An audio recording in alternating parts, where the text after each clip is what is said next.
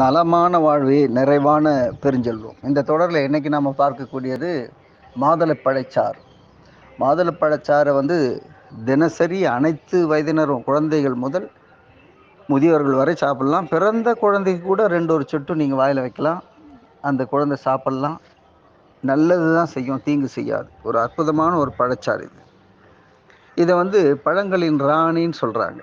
இந்த பழத்தின் அந்த அருமையை புரிஞ்சவங்க. இது எதுக்கெல்லாம் பயன்படுதுன்னா, குறிப்பாக எஞ்சான உடம்பிற்கு சிரசு தான் பிரதானம் சொன்னாலும் வயிறு தான் ஆதாரம். வயிறு சரியில்லைன்னா சிரசு மட்டும் இல்லை, மொத்த உடம்புமே கெட்டு போயிடும், செயலிழந்து போயிடும்.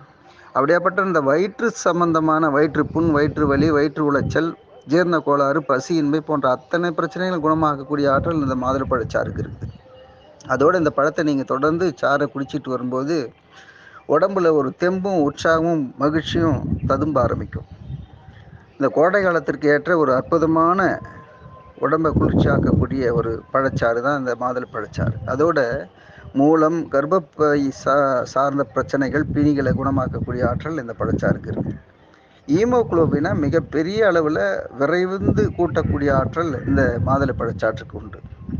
அதோட ஜுரம், மலேரியா காய்ச்சல், அம்மை போன்ற பிரச்சனைகளுக்கு இந்த ஆளாகக்கூடிய மக்கள், அந்த நோயாளருக்கு நீங்கள் எதை கொடுத்தீங்கன்னு சொன்னால், அந்த பழச்சாறை தொடர்ந்து கொடுத்தீங்கன்னா அவர் விரைவில் நல்வாழ்வு நோக்கி நடக்க ஆரம்பிச்சிடுவார்.